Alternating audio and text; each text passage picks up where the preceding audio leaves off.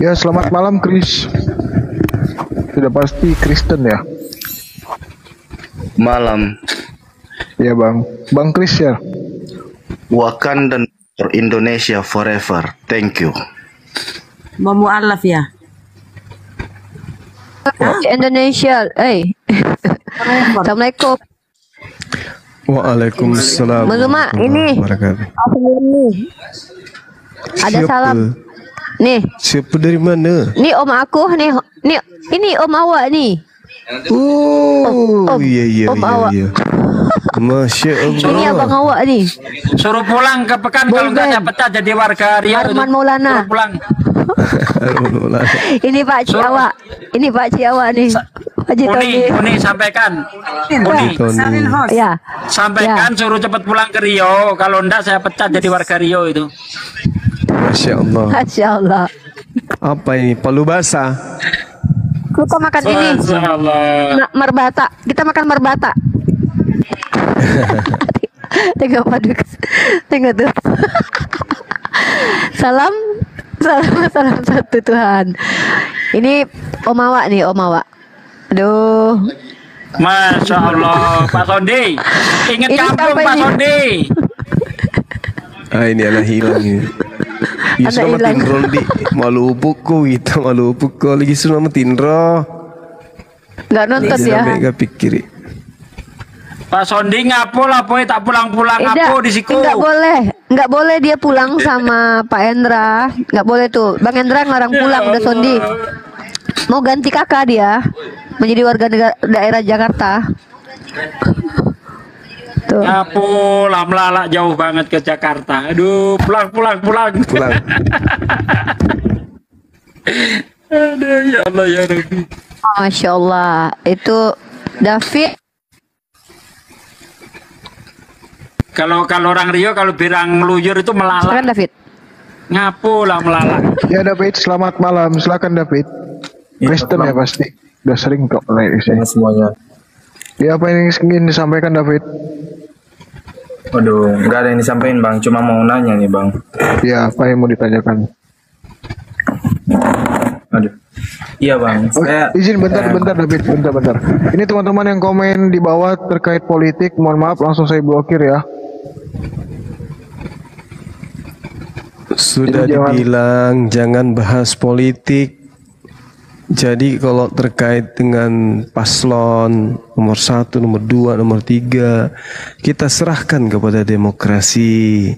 Kita aminkan saja mana yang baik gitu loh. Oke? Amin. Amin. Oke, lanjut David. Iya, saya mau nanya nih Bang Zuma sama yang lain ya. Saya dengar ya ada ayat Al-Quran seperti ini. Ya.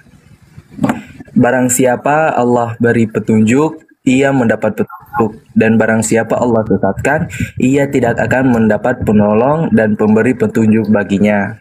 Nah, jadi istilahnya di sini Allah udah tentukan gitu manusia siapa yang diberikan berkat dan siapa yang akan disesatkan gitu nggak Bang Zuma? Mungkin saya salah ya. Iya, itu oke. Ya bentar ya Bang. Kalau Ya, Allah udah silakan. tentukan gitu ya. Kalau Allah udah tentukan ya.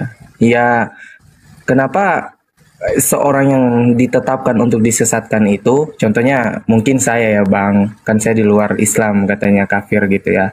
Ya mungkin saya yang Allah tetapkan untuk disesatkan gitu ya.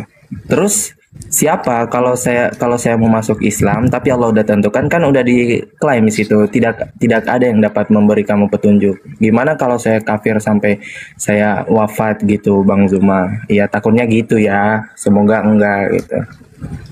Iya, baik. Iya, silakan akhi. Monggo dilanjut.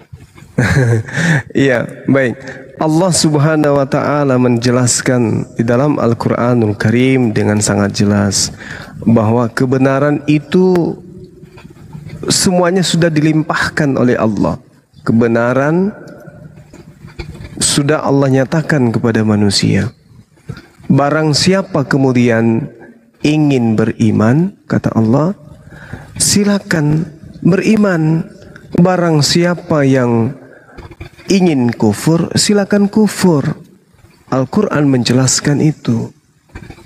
Maka Allah mengatakan kebenaran itu dari Tuhanmu, maka jangan sekali-kali engkau termasuk orang-orang yang ragu. Ini Al-Quran yang menyatakan, ya, jangan sekali-kali engkau ragu. Nah, sekarang permasalahannya ketika Anda mengatakan bahwasanya Allah memberikan di dalam Al-Quran misalnya, man yahdillahi fahuwal muhtadin wa may yudlil faulaika humul khasirun. Barang siapa diberi petunjuk oleh Allah, maka dia yang mendapat petunjuk, dan barang siapa disesatkan oleh Allah, maka merekalah orang-orang yang rugi. Ini bukan berarti berbicara mengenai hal yang Anda pikirkan bahwasanya saya sesat karena sudah ditentukan sesat. Enggak seperti itu. Kenapa demikian adanya? Karena ayat yang tadi itu adalah bagi mereka yang mengeraskan hatinya terhadap kebenaran Al-Quran dan kebenaran Allah.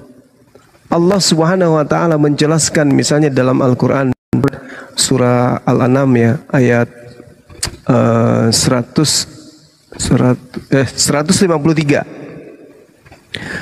Allah mengatakan di sana, wa anna hadza siratal mustaqim. Dan sungguh inilah jalanku yang lurus, maka ikutilah. Karena ada perintah, maka ikutilah. Jangan kamu ikuti jalan-jalan lain yang akan mencerai-beraikan kamu dari jalannya. Demikianlah dia memerintahkan kepadamu agar kamu bertakwa. Bukti barusan sebelum saudara Daniel, beliau Katolik sampai dia berselisih tegang kemudian dengan istrinya. Tapi beliau kemudian mengikuti petunjuk, mengikuti jalan yang lurus. Maka Allah kemudian menunjukkan hidayah kepada saudara kita yang tadi. Ini yang perlu saudara pahami, ya. Kalau dikatakan bahwasanya Allah tidak memberi petunjuk kepada orang yang tidak hanya memberikan petunjuk kepada mereka yang diberi petunjuk, itu juga keliru kita memahami. Barang siapa diberi petunjuk oleh Allah, maka dialah yang akan mendapatkan petunjuk. Nah, Allah tidak meninggikan derajat siapa yang dibicarakan dalam keadaan dalam ayat ini. Karena yang bersangkutan enggan memanfaatkan petunjuk Allah yang ada untuk diraih. Sehingga Allah tidak memberinya kemampuan untuk mengamalkan atau melakukan atau meraih petunjuk tersebut. Jadi ketetapan Allah yang berlaku adalah barang siapa yang diberi petunjuk oleh Allah berupa kemampuan untuk mengikuti kebenaran, maka dialah yang benar-benar mendapat petunjuk.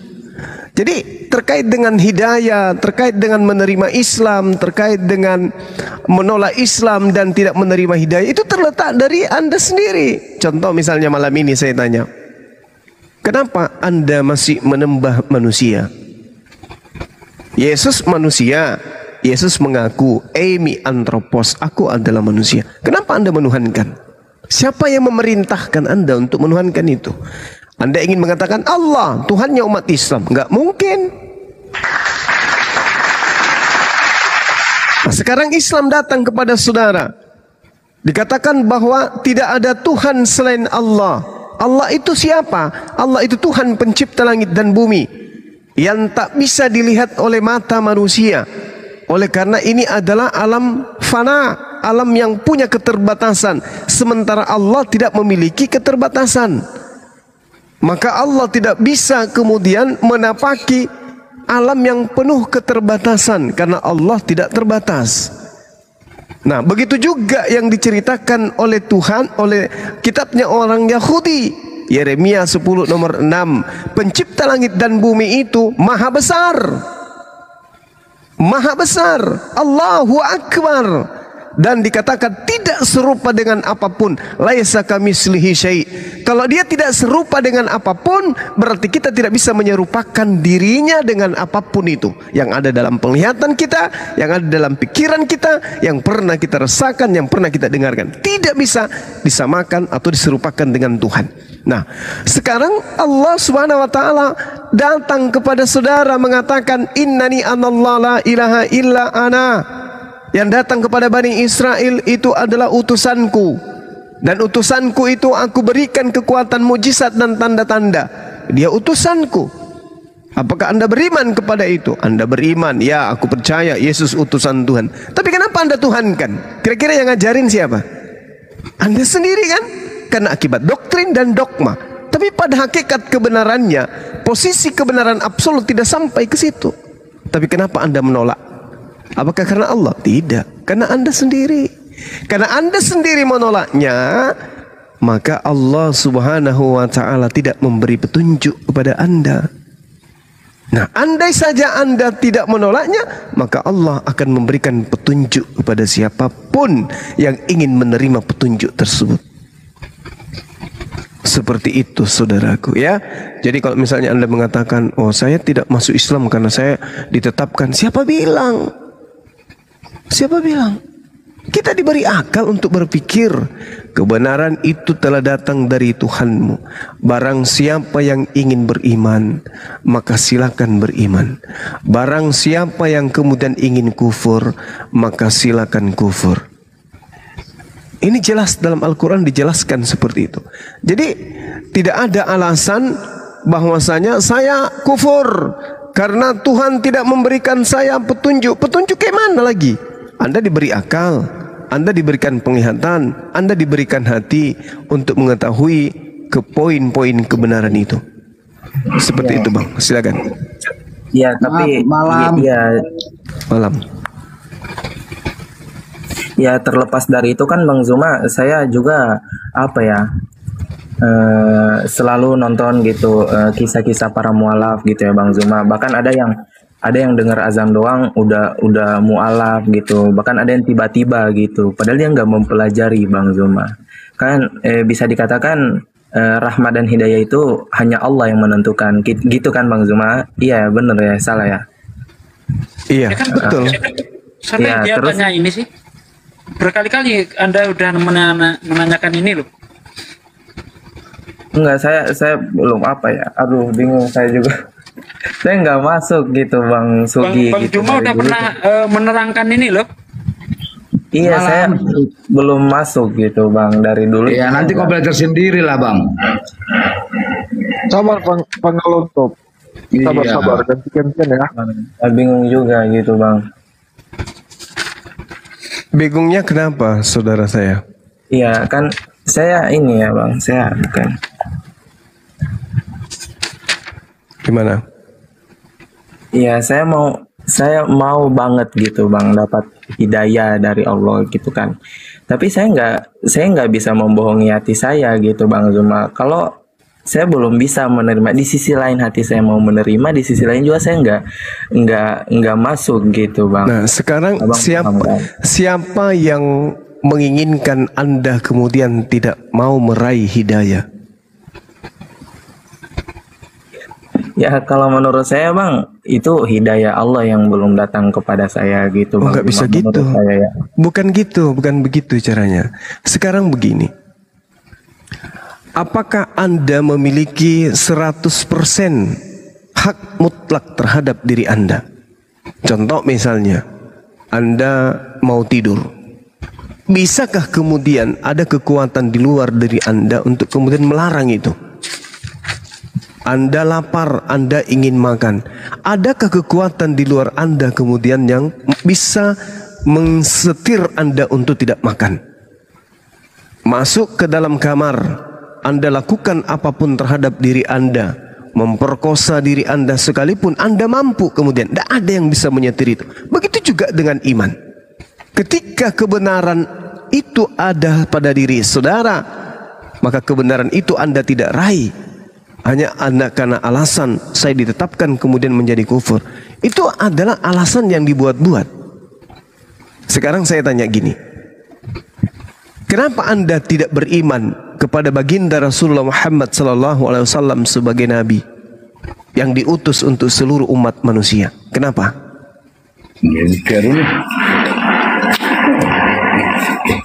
Ya, Karena kalau untuk itu kan Bang, kalau dalam kitab saya kan tidak ada diceritakan tentang Muhammad gitu Bang. oke, baik. Berarti jawabannya sudah Anda ketahui. Karena kitab Anda lah yang telah menutup mata hati Anda kepada kenabian Rasulullah. Bukan Allah yang menutup. Anda sudah menjawab. Yang menutup hati dan iman Anda untuk menuju kepada Rasulullah adalah buku karangan orang-orang yang tidak dikenal. Buku-buku yang dituliskan yang Yesus pun tidak kenal buku itu. Yesus tidak memberikan kemudian legitimasi tentang buku yang Anda imani. Yesus tidak mengenal pengarang-pengarang kitab saudara. Buku-buku yang tidak jelas inilah yang membuat Anda kemudian tertutup hatinya kepada baginda Rasulullah Muhammad SAW. Terima kasih Anda jujur. Pertanyaan kedua.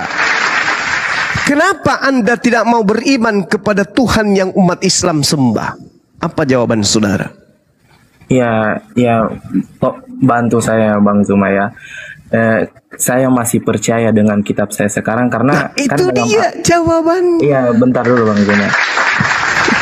Jadi bukan karena Allah, tapi karena Anda sendiri. Anda lebih percaya kepada karangan-karangan orang yang tidak jelas dibandingkan kemudian pemberitaan yang didatangkan oleh sosok manusia yang hidup di zaman jahiliyah yang tidak ada melakukan penelitian, penyelidikan, daftar pustaka atau apapun itu kemudian lalu dia menceritakan tentang apa yang ada dalam Al-Qur'anul Karim. Anda menolak itu. Jadi bukan Allah, tapi Anda sendiri yang telah menambatkan iman kepercayaan saudara kepada buku yang tidak jelas. Silakan.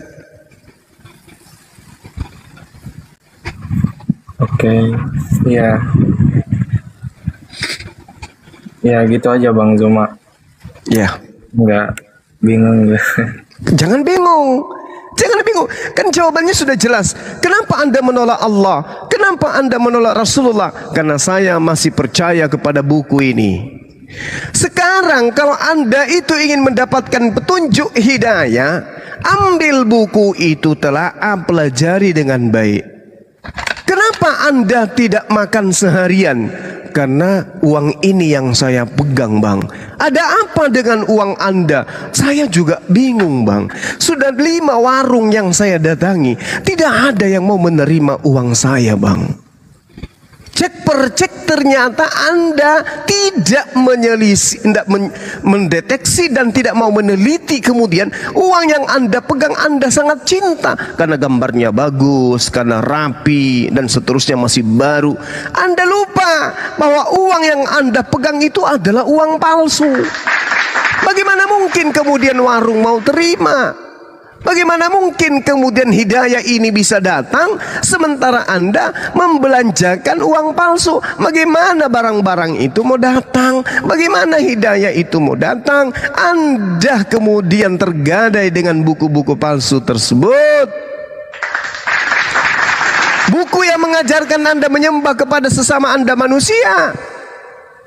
Bagaimana Anda bisa keluar dari cengkeraman itu sementara Anda percaya sesuatu yang batil? Gak bisa Bang, gak bisa. Makanya Al-Quran menarasikan dengan sangat jelas, kebenaran itu datang dari Tuhanmu. Barang siapa yang ingin beriman silakan beriman, barang siapa yang ingin kufur maka silakan kufur. Ada satu hal yang ingin saya hadiahkan kepada saudara malam ini. Sebuah ayat di dalam Al-Quranul Karim yang mungkin bisa Anda renungkan. Allah subhanahu wa ta'ala menerangkan, bismillahirrahmanirrahim, wa man azlamu mimman iftara ala Allahil kadhiba wa huwa yud'a ilal Islam wallahu la yahdil qawmaz zalimin. Ini hadiah dari saya buat saudara.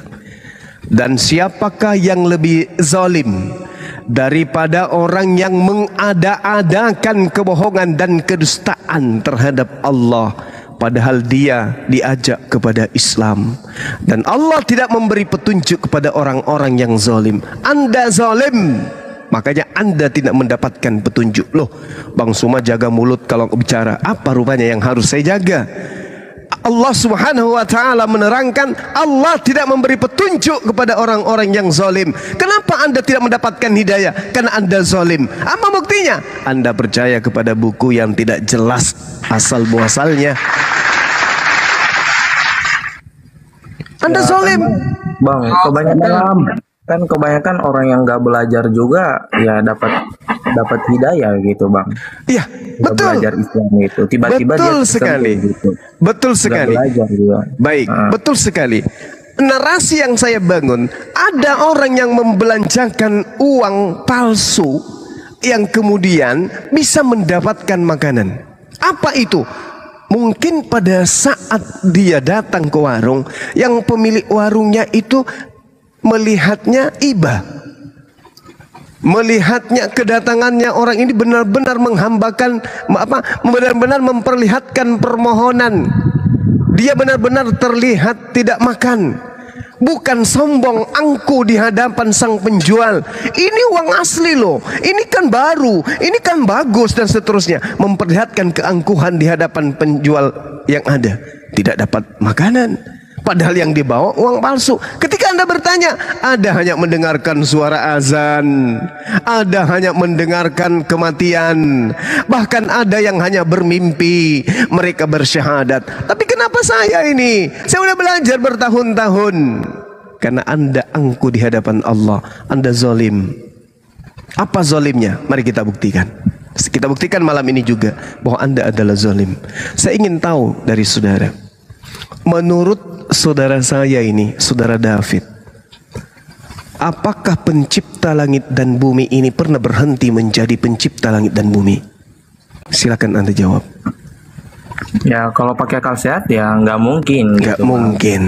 Lalu Ya, kenapa? Bang, Lalu kebanyakan kenapa? gitu ya. Oke. Kebanyakan gitu ya orang-orang yang nggak belajar gitu ya. Ya bisa kita bilang ini orang yang nggak mencari gitu, orang yang masih menantang kebenaran gitu, menurut Islam. Tapi dia tiba-tiba gitu masuk Islam, nggak belajar gitu ya. Hidup makannya dan tidurnya pun kafir gitu, menentang Allah gitu. Tiba-tiba dia diberi hidayah masuk Islam. Baik, Anda mengatakan bahwa tidak mungkin secara akal kemudian pencipta langit dan bumi itu berhenti menjadi pencipta. Artinya Tuhan semesta alam itu tidak akan pernah mungkin menjadi manusia. Saya ingin tahu, menurut saudara, Yesus itu Tuhan atau bukan?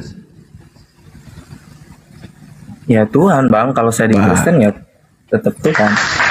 Udah selesai. Berarti Anda zalim. Tadi jawaban pertama, pencipta langit dan bumi tidak akan pernah berhenti menjadi pencipta. Dengan kata lain, pencipta langit dan bumi mustahil menjadi manusia. Mustahil menjadi manusia. Sebab manusia itu bukan pencipta langit dan bumi. Sebab manusia itu adalah ciptaan. Tapi jawaban yang kedua, menurut saudara, apakah Yesus itu Tuhan? Apa yang Anda jawab? Yesus itu Tuhan.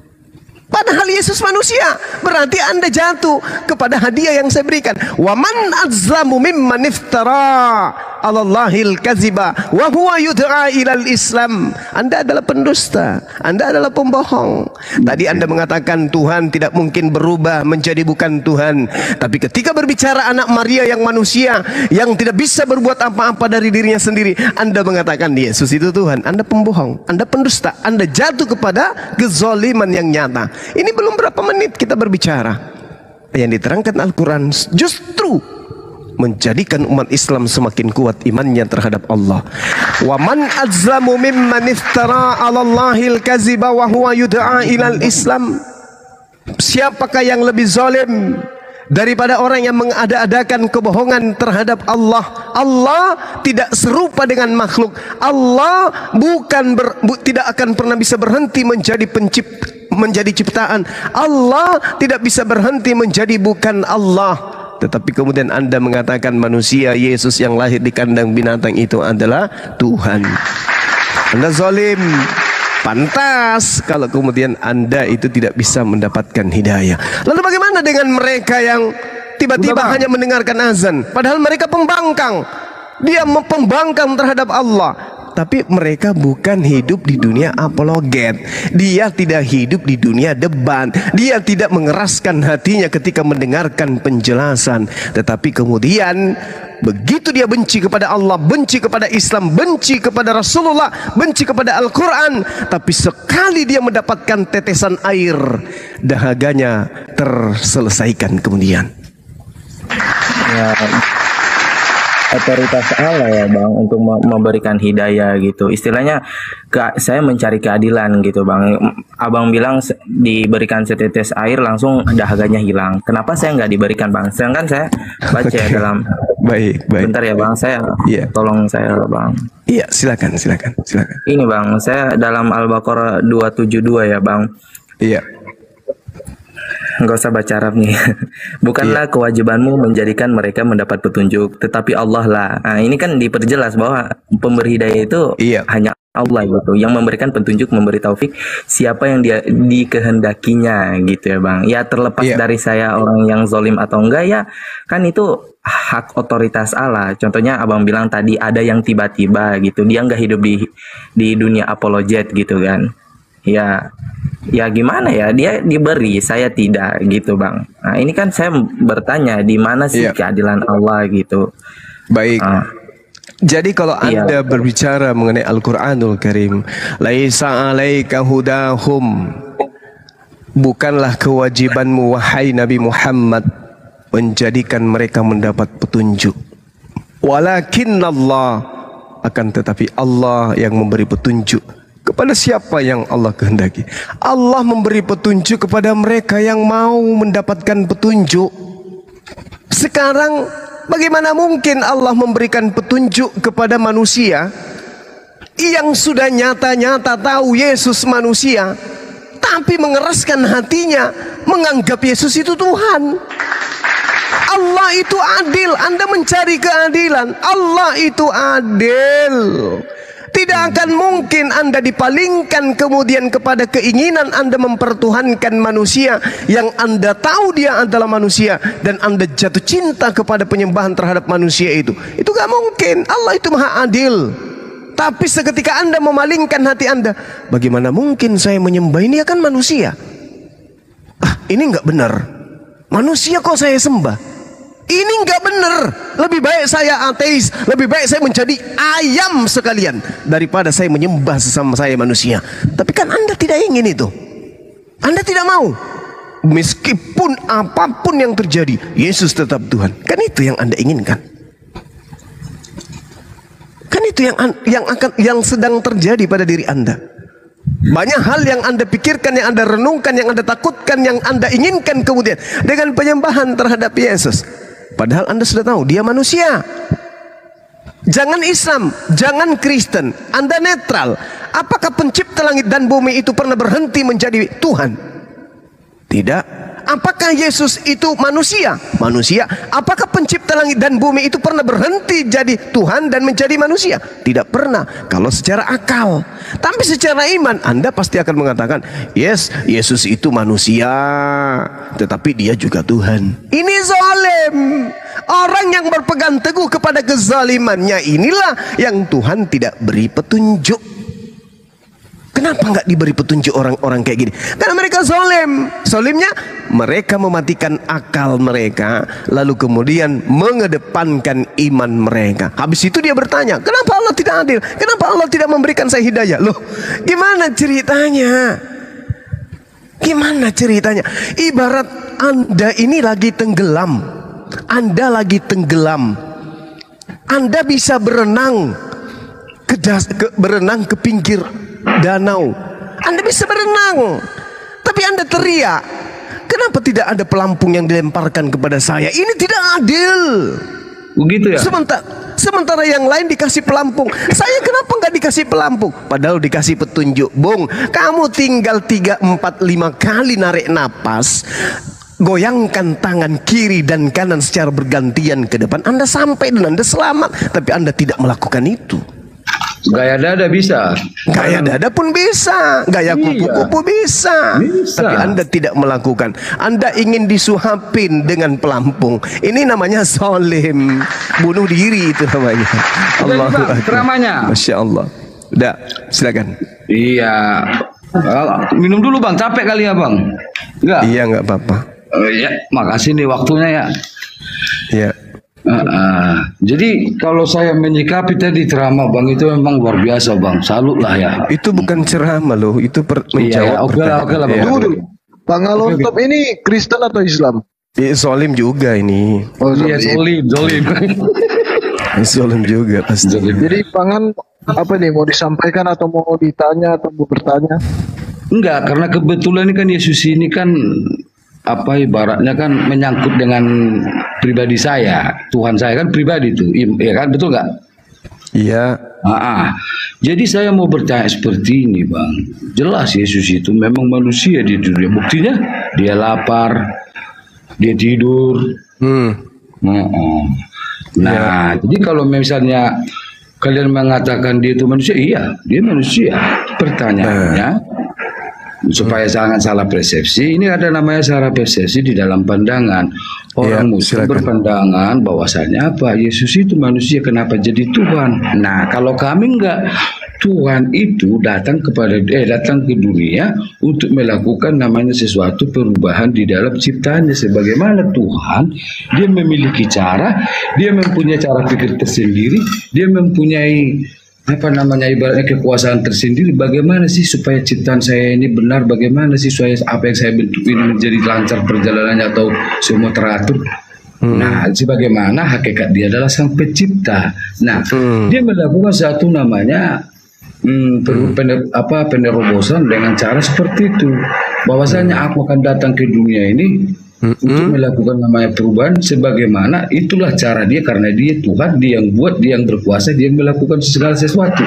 Seperti itu kalau menurut aku. Gimana pandanganmu Bang Zuma? Oke, muncul pertanyaan Bang. Ya, Yang Anda uraikan ini, yang ajarkan Anda Tuhan atau setan? Coba. Kalau Anda mengatakan Tuhan yang mengajarkan, berarti berbicara mengenai kitab suci. Nah, kalau berbicara mengenai kitab suci tertua milik Yahudi. Sekarang tunjukkan dalilnya di kitabnya orang Yahudi yang mengatakan pencipta langit dan bumi merubah dirinya menjadi ciptaan. Silakan. Ya, jadi ginilah dulu Bang. Ya, karena kuliah Abang jangkauannya lumayan luas nih.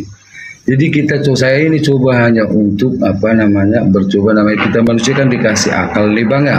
Betul sekali. Jadi kalau kita nanti berbicara dan karena kuliah selalu kuperhatikan, yang selalu perdebatan itu masalahnya nanti dicarilah dari Krak. sejarah ini atau ini kan. Jadi maksud saya gini Bang. Contoh nih ya, adalah orang umat Muslim. Itu suara apa itu Bang? Berisik Bang. Suara apa Udah itu Bang? dimatiin Bang. Udah bersih kan? Ya coba lanjut. Nah itu dia. Nah, suara apa lagi tuh? Udah. Nah, coba tes. Udah. Jadi adalah orang Muslim. Dia melakukan masa mudanya berzina. Udah kan? Nah, dia kalau menurut dari pandangan kalian lah dulu Bang, mengenai hal seperti itu, bagaimana Tuhan menyikapi apa yang kita berbuat, contoh pembunuh, perampok, udah dibunuh, diperkosa, dirampok lagi, gimana Tuhan? Apa dia ke neraka apa ke surga? Iya, baik. Tadi pertanyaan saya itu nggak dijawab ya. Saya dikit bentar bang. Ya silakan. Ya bang, maaf ya bentar. Bang, ya saya mau ucapin terima kasih Bang atas penjelasannya. Insya Allah saya gitu ya, Insya Allah keren. Insya Allah saya mau nanya-nanya sekali lagi gitu Bang. Saya mau memastikan Bang. Ya. Ini dulu David, jangan dulu kau potong David. Bentar, saya mau pamit dulu Bang supaya oten-oten yang lain dapat pencerahan dari Bang Zuma ini. Ya Bang, makasih banyak Bang atas waktunya Bang, atas penjelasannya Bang. Sama-sama Bang David. Iya Bang, Shalom Bang Zuma, Tuhan memberkati Bang Zuma. Amin. Gimana Bang? Iya, baik. Al-Quran menjelaskan, illa man taba wa amana wa amila salihan, faulaika yadkhuluna al-jannah wa la yuzlamuna syai'an. Kecuali orang yang bertaubat. Kecuali orang yang bertaubat, beriman dan mengerjakan kebajikan, maka mereka itu akan masuk surga dan tidak dizalimi, tidak dirugikan sedikit pun. Jadi mengenai dosa dia yang sebelumnya gimana bang? Yang pertobatan. Yang misalnya nih, contoh nih ya, saya bunuh orang, saya udah perkosa orang, udah rampuk, bunuh lagi. Nah, tentu dong namanya kita manusia kan ada namanya titik kita sadar akan perbuatan kita. Kita meminta maaf lah, seperti orang Muslim, ya Allah ya Robi ampunilah segala dosaku ya Allah. Betul? Itu kan masuk abang kan? Iya. Pertanyaan saya, dosa saya yang membunuh manusia itu, bagaimana Tuhan menyikapi itu? Iya. Al-Quran apa jawabannya? Iya. Baik, tadi sebenarnya sudah menjawab, tapi abang dak ini. Saya kasih data yang lain. Al-Quranul Karim menjelaskan yauma yajma'ukum liyaumil jam'i dzalika yaumut taghabun wa may yu'min billahi wa ya'mal salihan yukaffir anhu sayyi'ati wa yudkhilhu jannah tajri min tahtihal anharu khalidina fiha abada dzalikal fawzul azim. Ingatlah pada hari di mana Allah kemudian kelak mengumpulkan semua manusia pada hari perhimpunan. Itulah hari di mana kesalahan-kesalahan akan diungkapkan oleh Allah.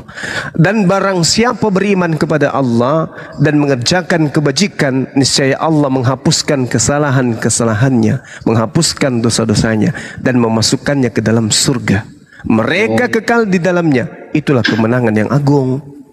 Oh, berarti misalnya nih, contoh nih saya Kristen nih ya. Iya. Ya, misalnya saya pembunuh, perampok nih, udah saya memerkosa, udah bunuh lagi. Iya. Jadi, supaya saya masuk surga, saya harus masuk Islam.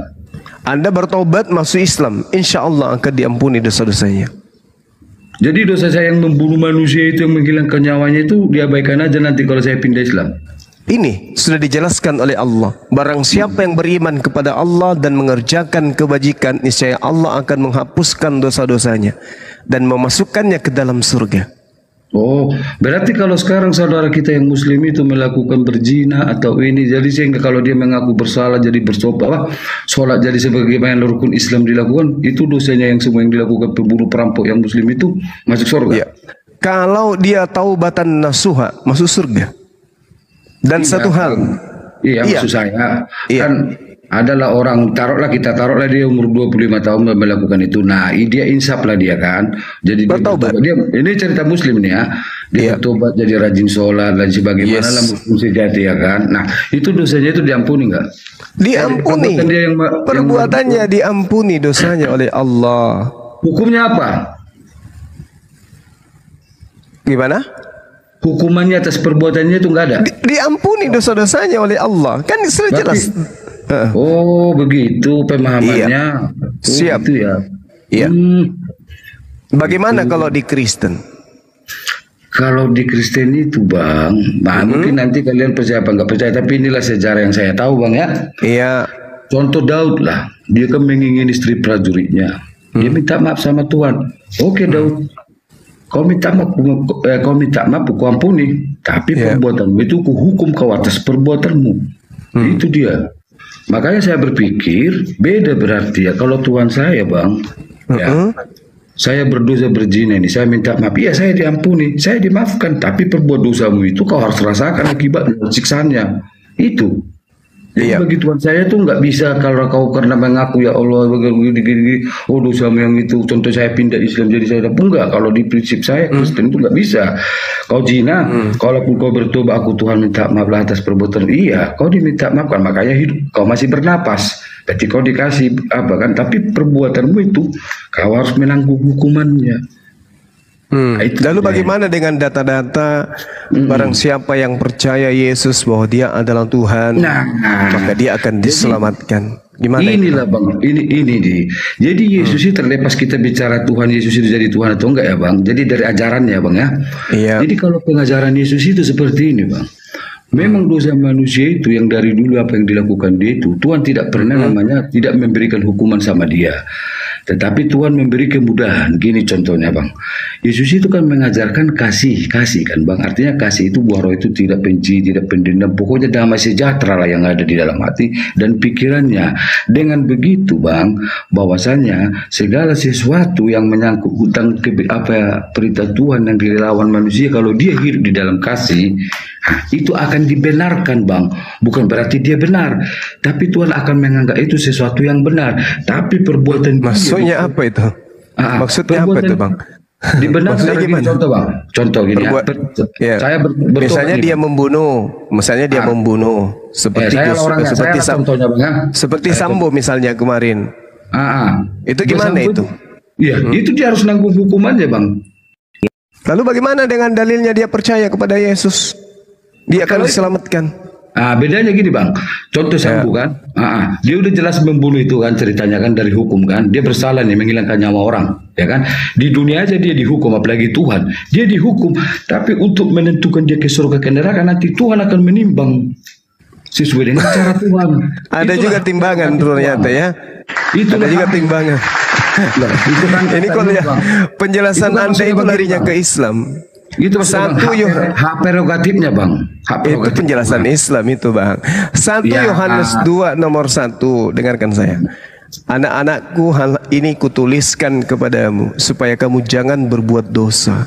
Akan tetapi jika seorang berbuat dosa, kita mempunyai seorang pengantara kepada Bapa, yaitu Yesus Kristus yang adil.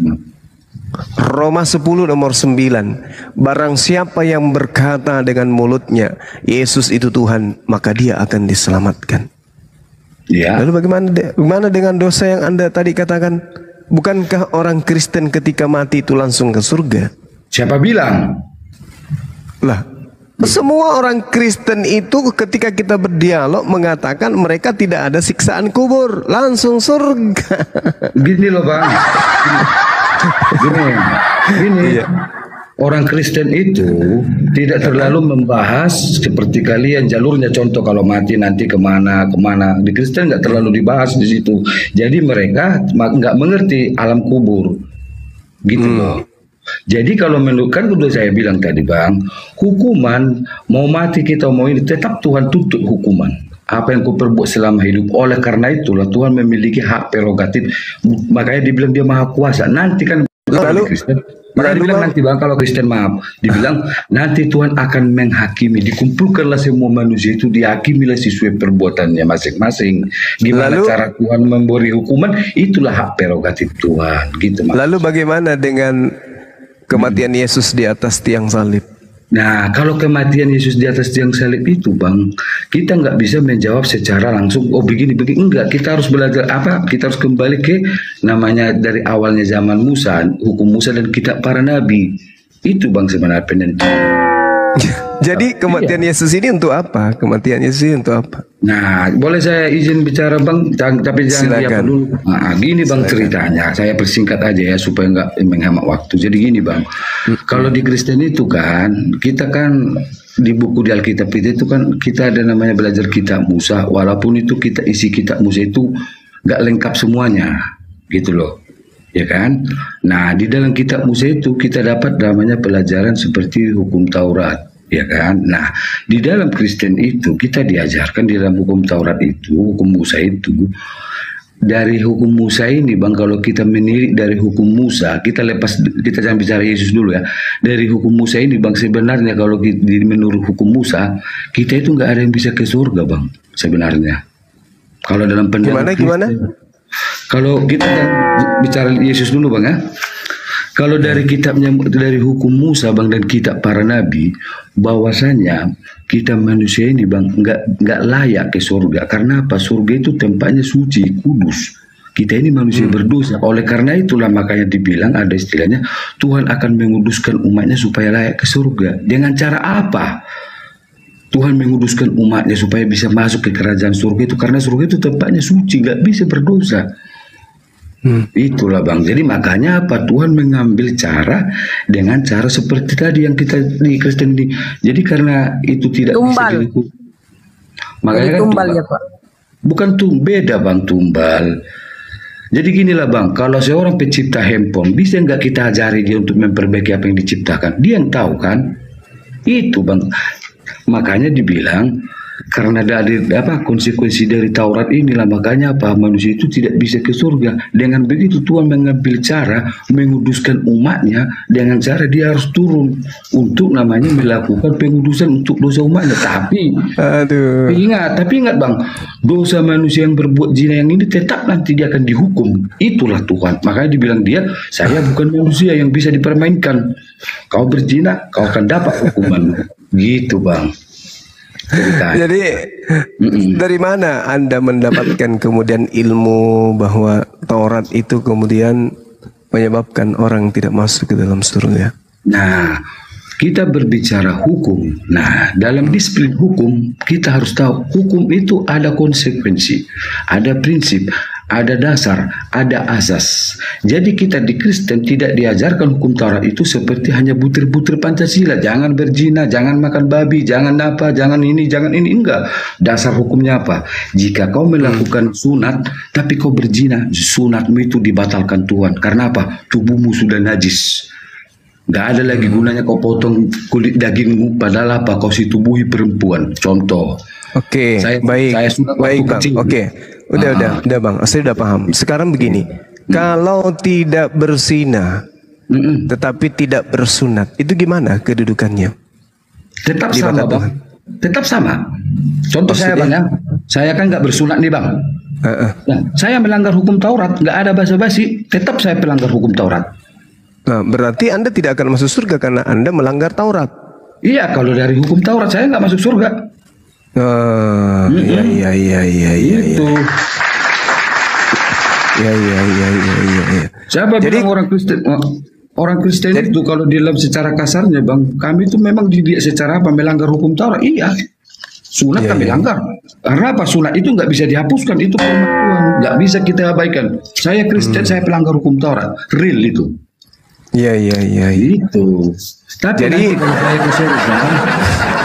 kalau saya ke surga itu bang, itulah dibilang karunia. Artinya apa? Contoh saya sendiri lah bang, kan saya udah melakukan zina begitu, udahlah saya langgarin hukum Taurat itu, tapi saya ikutilah ajaran Yesus itu kasih. Contohnya kalian Muslim kan, saya dilarang membenci kalian, saya harus mengasihi kalian seperti diri saya sendiri. Nah, hal itulah dilihat Tuhan untuk langkah yang perubahan. Oleh karena itulah apa? Ya sudahlah, kasih karunia lah. Ya udah kau dimasukkan ke surga. Itu artinya bang karunia, bukan karena perbuatan saya lagi bang. Itu maksudnya. Baik. Jadi sekarang gini. Kasih yang Anda diajarkan di agama Anda itu kasihnya kepada manusia aja atau kepada Tuhan juga? Saya mengasihi manusia berarti saya mengikuti aturan Tuhan. Karena apa? Mengasihi Tuhan itu adalah melakukan apa yang kuperintahkan. Oke, perintah Tuhan bersunat. Apakah Anda ikuti? Kan saya udah bilang tadi bang secara saya itu pelanggar hukum Taurat. Berarti Anda tidak mengasihi Tuhan? Iya, saya orang berdosa. Ya benar. Lalu bagaimana Anda bisa masuk ke dalam surga mendapatkan kasih karunia? Bagaimana Anda bisa mendapatkan kasih karunia kalau Tuhan murka sama Anda? Gimana ceritanya? Oleh karena itulah bang, bukan. Oleh karena itulah bang, kita dibuat Yesus itu ajaran kasih. Loh, kasih kan tadi mentaati perintah Tuhan, sedangkan Anda melanggar perintah Tuhan. Gimana Anda bisa dikatakan kasih? Saya tanya balik bang. Saya kasih tanya balik bang. Dosamu apa aja? Bisa kau hitung? Ya, dosa yang melanggar perintah Tuhan itu disebut dosa. Nah, sekarang kalau kita melanggar perintah Tuhan. Ya, kalau kita melanggar perintah Tuhan, sama dong kita kan? Kalau kita melanggar perintah Tuhan, itu bukan karena faktor sengaja, maka Allah tidak menghitung itu sebuah dosa. Kalau tidak sengaja. Contoh yang tidak sengaja apa bang? Contoh misalnya tidak sengaja itu menabrak orang meninggal, membunuh orang kan, membunuh orang itu kan menghilangkan nyawa orang itu kan dosa. Tapi menabrak orang tanpa sengaja itu bukan dosa. Berarti perbedaan persepsi kita tentang dosa udah beda bang. Nah, kalau sekarang beda. Apa beda itu dosa menurut saudara? Nah, jadi kalau di kami itu bang, jangan kalau misalnya berzina. Misalnya ada cewek cantik nih lewat, mata saya aja udah berpikir. Oh iya, itu dosa juga bagi kami. La Itu sama, taqrabuz Pak. zina. Nah, sekarang Iya. kalau Tuhan yang memerintahkan bersunat tapi Anda tidak bersunat, itu dosa tidak? Dosa. Dosa. besar. Sampai kapan dosa itu berubah menjadi berkat? Sampai dosa itu menjadi berkat dari pertobatan saya. Ukuran pertobatan di Kristen itu ialah buah roh. Bagaimana ceritanya Anda dikatakan misalnya gini Bang, mencuri itu dilarang oleh Ya. Tuhan. Tapi Anda mengaku bertobat dari mencuri, tapi setiap hari Anda mencuri. Gimana ceritanya tuh? Nah, Apakah itu disebut bertobat? inilah pertobatan yang dimaksud itu, Bang. Tahu pernah Bang lihat Mencuri dan bukan. tidak mengaku Iya. tidak mencuri tapi mencuri gitu. Enggak, begini, makanya dengarkan dulu Bang ya. Kan tadi saya kan udah pelanggar hukum Taurat nih karena saya agak sunat. Itu fix ya, saya pelanggar hukum Taurat. Udah. Iya. Iya.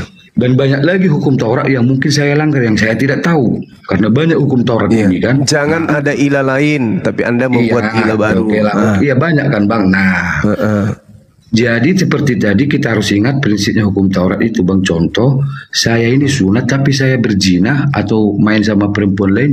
Sunat saya ini nggak dianggap Tuhan lagi satu kebenaran, dianggap najis. Itulah kalau dari pemahamannya. Tapi mengenai tadi, Tapi itu nggak ada dalilnya. Itu nggak ada dalilnya. ada Bang sebenarnya di kitab Yohanes. Tidak itu. ada, tidak ada. Sunat batal karena berzina itu nggak ada dalilnya. Artinya gini sunat, Bang, bisa bahasanya gini, Bang. Sunat ini perintahnya memotong kulub, Iya. memotong kulub. Jadi Sekarang kalau orang Bang. itu berzina, dosa sinanya dapat, tapi tidak kembali dikatakan tidak bersunat, tetap aja dia bersunat. Iya, Berarti tetap pahala bersunat, bersunat juga berjalan. Jadi gini Bang, kalau bahasa rohaninya di Alkitab gini katanya di Bible gini. Satu yang kau lakukan, yang satu lagi jangan kau abaikan. Waduh, bahasa rohani, dalil rohani Bang. Nah, jadi udah tunggu dulu ya biar nggak mundur ke belakang maju ke belakang ya. Gini maksud saya tadi kan. Jadi mengenai inilah saya tadi, saya berzina, saya melanggar hukum Taurat. Nah, pertobatan yang Tuhan mau dari saya untuk bisa memungkinkan saya ke surga, itulah buah roh tadi Bang. Ada buah-buah roh, buah kasih itu. Bagaimana Anda masuk surga Anda tidak bersunat? Bagaimana Anda bisa mendapatkan karunia sementara Anda adalah pelanggar? Gimana ceritanya? Jadi kan di gini Bang. Kalau di dalam tadi Barangnya tidak masuk surga, barangnya tidak masuk surga, Guru. Tunggu dulu Bu. Jadi maksudnya gini Bang, saya nih lah contoh pelanggar sunat ya. Saya nggak sunat nih, jelas saya melanggar hukum Taurat dan itu dosa, tetap itu dosa. Nah, tapi kalau di dalam hukum Taurat itu Bang, contoh saya buat ilustrasinya, saya tidak tidak sunat, ya kan? Atau kayak contoh inilah, sunat lah, saya sunat nih, tapi saya menipu, membohongi orang, ya kan? Mabuk, narkoba. Jadi lebih banyak dosa saya melanggar hukum Taurat karena saya sunat. Sekarang pertanyaan, bagaimana mungkin Tuhan memasukkan saya ke surga? 10 hukum Tuhan saya langgar, 1 saya ikuti. Coba gimana? Nggak bisa Bang. Jadi gini, ketika Begitulah abang pemahaman itu, kami Bang, kira-kira gitu. Kalau abang makanya gimana? harus berdasar kepada kaidah hukum. Di Kejadian 17 nomor 14, barang siapa yang tidak menyunatkan dirinya, maka bunuhlah dia, karena dia telah membatalkan hukum perjanjianku. Dia harus dihilangkan, dia harus dilenyapkan. Artinya Anda ini harusnya sudah dibunuh. Lah, jadi apapun kebaikan yang Anda lakukan itu sudah tidak dianggap, karena Anda sudah dianggap mati di hadapan Tuhan. Kenapa? Karena Anda sudah melanggar perjanjian kekal. Dikatakan dalam kitabnya orang Yahudi, barang siapa yang tidak menyunatkan dirinya, maka lenyapkanlah dia dari sebangsanya, karena dia telah melanggar hukumku. Nah, sementara Anda mengatakan ajaran kasih. Kasih itu adalah mentaati perintah Tuhan. Perintah Tuhannya Anda langgar. Bagaimana mungkin Anda mengatakan Anda penganut Perintah ajaran Tuhan itu kan kasih? perintah Tuhan itu Bagaimana banyak, Anda bisa mendapatkan kasih karunia kalau perintah Tuhan Anda saja Anda langgar? kasih Iya, karunia hayalan. Gini bang ya. Oke. Kan di sini ada dibilang dasar hukum Taurat ada tertulis di Yakobus 2 ayat 10. Sebab barang siapa larinya ke situ. Sebab barang siapa menuruti seluruh hukum itu tapi mengabaikan satu bagian daripadanya, ia bersalah terhadap seluruhnya. Nah, itu perintah siapa ya? Itu pernyataan siapa? Pernyataan dari Yesus lah, Yakobus muridnya. Itu pernyataan siapa? Kalau dikatakan. Bukan pernyataan, ini firman bang, perintah ini. Firman dari mana? Nih, coba pakai logikamu bang, perintah Tuhan berapa banyak? Enggak, saya tanya dulu, Yakobus itu perintah siapa? Yakobus itu perintah siapa? Pak, Itu udah dulu. anggaplah ini salah, saya ikutilah bang. Perintah Tuhan itu berapa banyak? Perintah Tuhan berapa banyak? Banyak perintah Tuhan itu. Nah, kalau begitu, kalau kita banyak contoh nih, saya buat contoh. Ada orang Muslim sunat, tidak makan babi, tapi menipu, mabuk, berzina, main perempuan, jahat sama temannya, gimana itu bang? Masuk surga nggak dia tuh? Pertobatan kan ada pertobatan. Nah, itulah pemahaman. Enggak, itu pandangan kalian, pandangan kami seperti tadi. Oh, tidak bisa. Jadi Coba kalau Anda abang memaksakan paradigma buku Anda, cara menafsir buku Anda dengan buku saya beda. Tuh. Padahal Yesus sendiri yang mengajarkan bertaubat. Artinya dibilang, untuk apa kau sunat? Padahal apa tubuhmu sudah jinah. Iya, itu kata siapa, Pak? Kata Yesus. Siapa, ya? Di mana Yesus mengatakan Yakobus, muridnya. Yakobus kan, ini murid. Yakobus yang Anda maksud ini siapa? Murid Yesus yang 12 itu, di antara murid 12. Ini kitab Yakobus ini kitabnya siapa? Kitabnya siapa? Bingung saya pertanyaan abang. Iya. Iyalah. Anda membatalkan firman Tuhan dengan mengandalkan karangan orang yang tidak pernah Yesus kemudian. Berarti abang menduga ini karangan. Lah iyalah. Oh gitu. Pasti karangan lah. Oh gitu. Boleh saya tanya balik bang? Tunggu dulu. Kita buktikan dulu. Anda kemudian menggunakan sebuah data untuk mematahkan firman Tuhan yang datang kepada Nabi Musa. Sedangkan Tuhan mengatakan di dalam pengajaran yang ada yang datang kepada para nabi, pertobatan. Diperintahkan orang-orang itu bertaubat. Kenapa kemudian? Berarti kan kenapa gini, kemudian? Tunggu bang. Kenapa saya udah kemudian? Iya. Saya udah paham. Jadi masuk abang Alkitab saya yang saya pegang ini itu udah dikarang gitulah ceritanya bang ya. Bang, di dalam kitabnya orang Yahudi, Yehezkiel 18 perintahnya. Oleh karena itu aku akan menghukum kamu masing-masing menurut tindakannya. Hai kaum Israel, demikianlah. Dan ketika ada kesalahan yang dilakukan oleh mereka meninggalkan hukum Taurat, mereka tidak dikatakan gugur semuanya, tidak. Tapi mereka diajarkan bertaubat. Iya. Bahkan Yesus mengajarkan pun bertobat. Iya, bang, benar. Terus kenapa kemudian kemudian Anda tetap ngotot tidak bersunat? Bukan itu masalahnya mengenai kitab saya ini sekarang masalahnya, bang. Yakobus ini abang bilang karangan, ya betul kan tadi kan kalau nggak salah. Ya. Kalau begini, saya bertanggungjawabkan. Saya bertanggungjawabkan. Gini bang. Ya. Kalau kita berbicara mengenai pengajaran yang menerima firman di agama Anda itu sebenarnya siapa? Yesus atau murid-muridnya? Kalau menerima firman dibilang Yesus, nggak ada tertulis di Alkitab ya seperti Muhammad datang ke Gua Hira dapat wahyu, nggak ada cerita Yesus begitu. Segala firman yang engkau berikan kepadaku, segala firman yang engkau berikan. Yesus menerima firman. Nah, mana firman itu? Mana firman yang diterima oleh Yesus? Itulah yang diajarkan. Ya, mana firman itu? Yang saya tanya, mana firman yang diterima oleh Yesus mana? Akulah jalan kebenaran dan hidup. Segala firman, bang, saya minta segala firman yang Yesus terima itu mana? Ya itu yang di Alkitab. Bacalah bang kisah Yesus, Matius, Lukas itu. Loh, Yesus tidak pernah memberikan firman kepada Lukas, kepada Yakobus. Jadi kepada siapa diberikan bang? Ya, justru ini pertanyaan saya kepada saudara. Iya. Jadi kalau kan udah aku bilang tadi bang, saya udah terima apa yang abang bilang itu. Oke, kita start lah di sini. Kan saya udah bilang tadi bang, bahwasanya Yakobus ini, nah abang bantah tadi itu karangan palsu. Kapan begini panjang lebar sampai sekarang. Nah, saya tidak katakan palsu. Itu asli tulisan daripada oknum. Tapi iya, oknum ini kan karangan palsu bang. Itulah, gak usah karena Yesus tidak pernah memberikan legitimasi kepada mereka untuk menulis.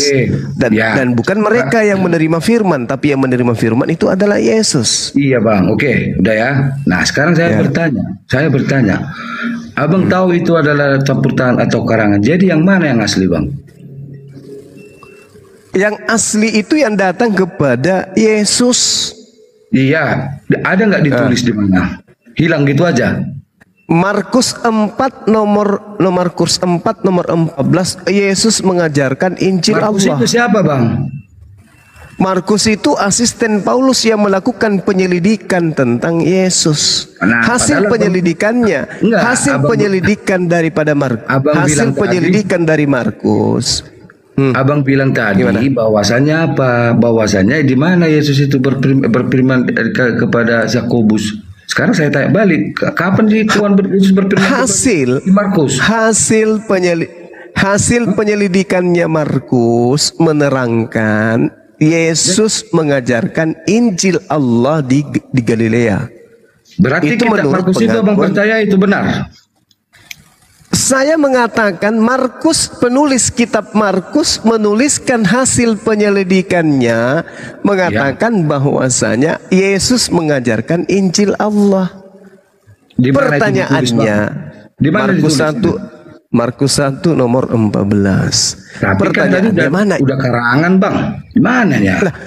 Ini kisah pak, ini kisah di kitab saudara. Makanya saya bertanya, apakah kisah ini bullshit? Atau kisah ini karangan? Iya, abang sendiri bilang tadi. Kalau bukan karangan, tunjukkan mana Injil Allah yang Yesus beritakan. Mana? Kan saya udah cerita tadi bang, abang bilang itu karangan. Oke, kita setuju ini karangan. Jangan balik ke Alkitab. Sekarang kita tanya jawab tanpa Alkitab. Bisa nggak lu bang? Loh, Anda mengatakan Yesus mengajarkan Injil Allah. Pertanyaannya mana Injil Allah itu? Iya kan saya udah terangkan, kasihilah musuhmu. Itu kan Injil bang. Jadi yang mana maksud abang? Bang, Yesus itu adalah nabi penerima firman. Iya, firman yang disampaikan Yesus itu di mana bang? Justru saya yang bertanya, mana firman yang Yesus terima ini mana? Ya saya kasih tahu, abang nggak percaya itu karangan. Ya udah berarti kita tutup nih, udah kan selesai. Firman yang Yesus terima dari Tuhan itu mana? Iya kan saya udah kasih tahu tadi bang, itu nggak karangan itu abang bilang ya udah kita tutup. Oke, berarti tidak ada ya? Tidak ada ya? Kalau dari pandangan abang, kita tutup ya. Kalau dari pandangan abang ada, tunjukkan. Kan udah saya tunjukkan, abang nggak percaya itu karangan. Yang mana? Yang Anda tunjukkan yang mana? Yang mengenai Yakobus tadi. Oh tidak bisa, bukan itu. Karena Yesus tidak pernah bertemu dengan Yakobus, penulis kitab saudara. Iya, makanya itu bang. Saya bilang, abang kan nggak bisa pakai ini. Tidak. Ya kan? Nah, berarti Injil Allah yang Yesus beritakan sudah hilang. Oke, sepakat kita. Oke, sepakat. Nah, sekarang saya bertanya kembali ke Isa. Mana ajaran Isa itu, bang? Nabi Isa alaihissalam datang kepada Bani Israel. Jangankan ajarannya, Nabi Isanya aja ditolak. Lantas Anda minta 2000 tahun kemarin, 2000 tahun ini Anda minta kemudian ajarannya. Gimana ceritanya tuh, bang? Iya, sekarang Nabi Isa datang kepada Bani Israel ditolak. Dia aja ditolak. Apalagi saya tanya balik bang. Abang meminta saya bukti yang asli mana yang asli apa enggak 2023 tahun. Justru itu saya tanya. Di dalam kitab saudara diberitakan Yesus memberitakan Injil Allah. berarti Allah memberikan Injil kepada oknum yang datang kepada Bani Israel. Sekarang permasalahannya, mana Injil Allah? Di Anda tidak ada. Anda tanya kepada saya, mana Injil Allah yang diajarkan oleh Nabi Isa? Saya katakan kepada saudara, jangankan Injilnya, Nabi Isanya aja ditolak. Berarti nggak ada ya? Nggak ada. Nggak ada, sekarang sama-sama saya nggak ada. Iya, oke. Gitu. Kalau iya, oke, kita sepakat nih, sama-sama nggak ada ya. Sama-sama bahwa tidak ada Injil Isa lagi dan tidak ada Injil Allah yang diajarkan Yesus lagi. Dengan kata lain, Injil Anda itu tidak masuk dalam kategori. Oke, sepakat ya. Ya, sepakat. Berarti kita harus berbicara kepada buku Anda lah sekarang, karena buku Anda yang berlaku menurut Anda kan? Baik. Oke, ini enak nih. Sekarang saya bertanya. Apalah dasarnya dibenarkan bahwasanya Nabi kalian itu bersekutu dengan jin? Coba jawab. Bersekutu dengan jin itu tertulis di mana? Iya, kan ada banyak tulisan bersahabat dengan jin. Betul? Yang mengislamkan jin. Apa dasarnya? Loh, di mana Bang? Yang bersekutu dengan jin itu Kisah Para Rasul 18 nomor 16 buka lagi nomor buku saya. Di mana? Tunjukkan. Kalau saya mengatakan, saya tunjukkan Kisah Para Surah Rasul Al-Jin. 6. Di mana? Di mana di situ iya. Di mana dikatakan? Di mana dikatakan? Di mana itu ada surah Al-Jin? Coba Rasulullah. jelaskan, Bang. Jelaskanlah sama saya. Kenapa ada surah Allah Al-Jin? Subhanahu wa taala yang mewahyukan itu. Allah yang menurunkan ayat ini. Iya, tapi kan di situ tertulis. Qul uhiya ilayya annahus. Mana? Kan Mana? Di mana? di situ Bang. Surah Al-Jin itu pernah saya baca. Mana? Kami jin melihat Nabi Muhammad ketika bersolat, kami berdesak-desakan. Sekarang siapa yang kan udah jelas itu Bang. Berarti Muhammad dan jin itu bersinar. Terus Tunggu dulu. Kan ada sering saya dengar bahwasanya apa Bang, Muhammad itu mengislamkan dari bangsa jin. Pertanyaan saya, bagaimana siapa? Iya, tunggu dulu Bang. Saya bertanya kan Alkitab saya. Kenapa Anda kayak orang santai aja, santai aja. Oke. Santai aja. Santai. Nah, itu kan tadi kan alasan saya gini Bang. Apalah yang membenarkan bahwasannya seperti yang tadi bahwasanya Nabi kalian itu mengislamkan sebangsa jin. Pertanyaan saya, iya kan? Pertanyaan saya gini Bang. Pertanyaan saya gini Bang. Apakah di antara kalian atau sampai sekarang bisa ada yang membuktikan bahwasannya jin itu ada agamanya? Loh, Bang, jin itu adalah makhluk Allah. Jin itu berarti nggak bisa kan? Dengarkan dulu. Dengarkan dulu. Bisa. Bang. Jawabannya bisa nggak dibuktikan? Agama itu apa? Agama itu adalah aturan. Apakah jin itu juga mendapatkan aturan dari Tuhan? Ada aturannya. Iya, makanya aku bilang tadi bisa nggak dibuktikan bahwasanya benar itu ada jin yang agamanya seperti itu? Jin itu makhluk halus. Hanya orang-orang yang diberi kewenangan oleh Allah yang bisa melihat jin. Jin itu juga makhluk seperti kita. Ada yang beriman, ada yang kafir. Sama seperti malaikat menurut pandangan Kristen. Ada yang baik, ada malaikat yang kemudian memberontak menjadi setan. Sama. Sekarang kita bukti fakta yang nyata ya. Saya pernah lihat di YouTube Habib Bahar tahan bacok, tahan banting. Kenapa bisa gitu dia? Mungkin dia memiliki. Kalau dia menyembah, dia meminta kepada makhluk selain daripada Allah, ya musyrik pasti. Berarti dia musyrik ya? Saya tidak bisa pastikan itu dia musyrik karena saya tidak melihat.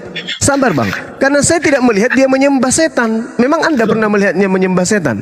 Bukan. Sekarang dia dari mana jalannya bisa dia tahan bacok?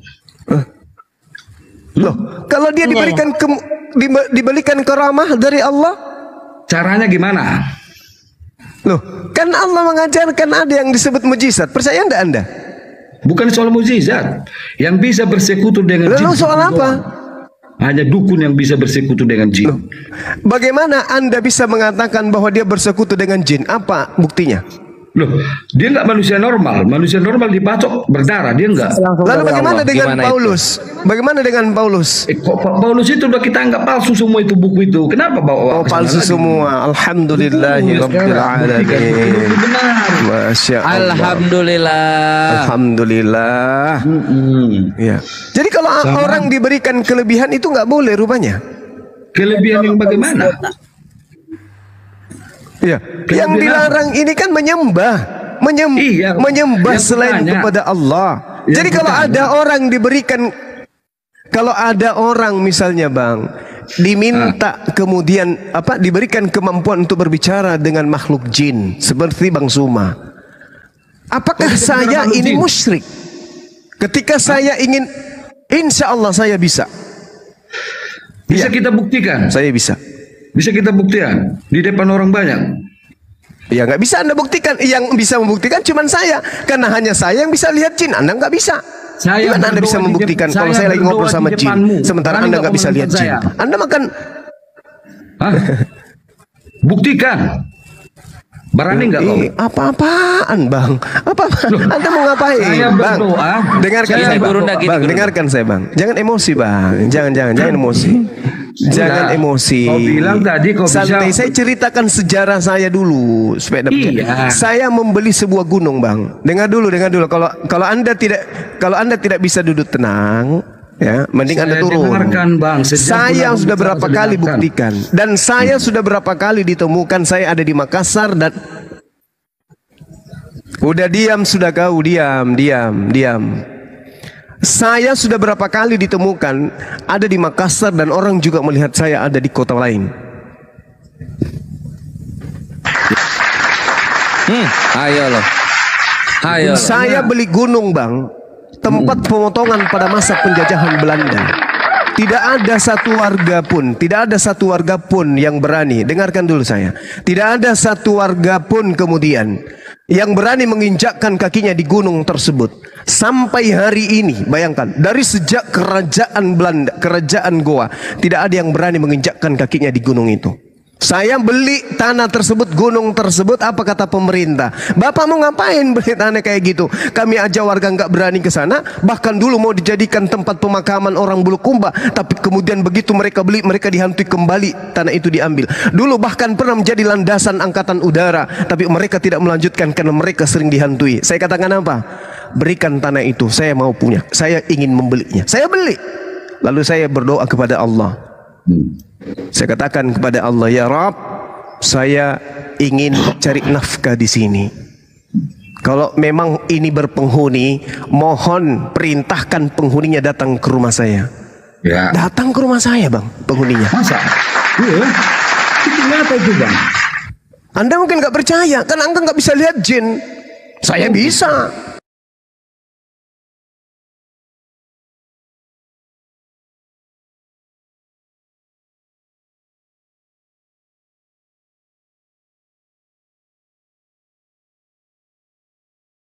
Iya Bang ya. Oh iya. Namanya kita sharing iya. Bang ya. Oh, nyata. Nyata ya. Bang Alon, kalau pengen adu sakti, datengin ini Pastor Simon Adi. Iya. Nah, bisa. Gurunda. Nah, jadi saya minta kepada Allah, kalau memang beliau itu kemudian ingin berdialog dengan saya, ya, kalau beliau memang ingin bercerita dan bertukar Ya Bang. Terus Bang. Halo. Tunggu, Gurunda sinyalnya merah. Oh, oke. Allahu Akbar, Masya Allah. Jangan Di dalam, ketika saya tutup mata dengan mengecilkan, ketika saya buka lebar mata saya tidak nampak. Oh gitu ya. Saya katakan, apakah saya boleh kemudian untuk cari nafkah di tempat itu? Kalau boleh, silakan Anda tetap di sini. Silakan Anda tinggalkan tempat ini. Tapi kalau tidak, duanya pulang. Alhamdulillah sampai hari ini mengatakan kok bisa ya? Padahal dulu di sini tempatnya kemudian orang kena petir. Lalu ini orang Makassar pasti dengar saya karena ini kejadian mengheboh. 2 pekan lalu pekerja daripada Syukran Adinda Mori kena petir dan itu jaraknya hanya kurang lebih 500 sampai 800 meter dari tempat saya bekerja. Meninggal di tempat baru-baru 2 minggu lalu. Itu di gunung yang sama dengan gunung saya. Iya ya. Seram juga bang ya. Oh serem.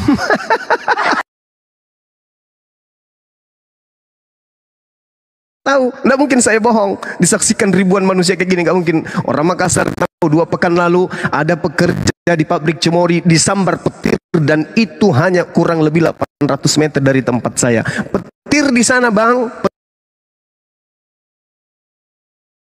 Petir kilat di sana. Tapi alhamdulillah sampai hari ini Allah masih melindungi kita. Cara kayak gitu. Jadi begitu bang. Jadi Al-Quran menjelaskan tentang surah jin, bukan berarti kami ini menyembah jin atau seperti apa. Enggak. Iya, maksud saya gini. Karena kan kita kan sharing nih bang. Bukan saya juga menjustice atau menghakimi. Ya kan? Jadi mengenai cerita bang tadi bang, saya udah pernah seperti itu.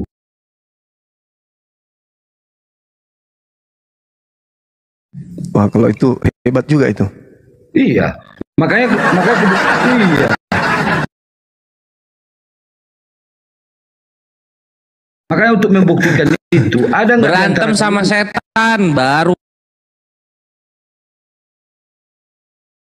Ada nggak diantara kalian yang bisa membuktikan jin? Guru Nda itu berantem sama setan. Kalau lu enggak. Enggak, maksudnya gini. Ada nggak?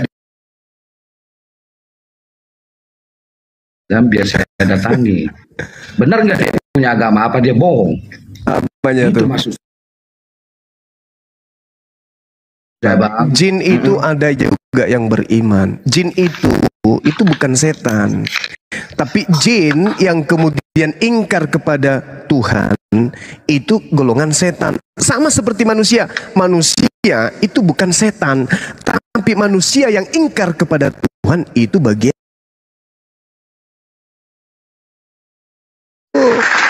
Iya, karena semua tahu itu bang, semua tahu. Nah, makanya. Iya, makanya kan saya bilang tadi kalau memang nggak bisa dibuktikan. Sama gini pengalaman. Biasa, ini yang nyembuh ini nih, pengen gua tes ini. Pastor Simon deh, bawa ke sini deh. Iya, gini bang, supaya bang jangan salah paham ya. Banyak pendeta gadungan mengataskan nama mujizat, mengataskan Yesus. Saya nggak kenal si Simon itu siapa. Oh gitu. Oke. Iya. Karena di Kristen ini banyak juga pendeta gila. Gitu loh. Makanya jangan tolak ukurnya pendeta. Jangan.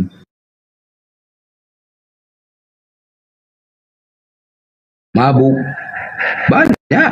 Makanya itu jangan kita patokan. Buktinya kemarin LGBT masa diberkati babi sama babi di gereja. Kan setan itu. Nah, itu. Apa? LGBT kemarin kan babi sama babi.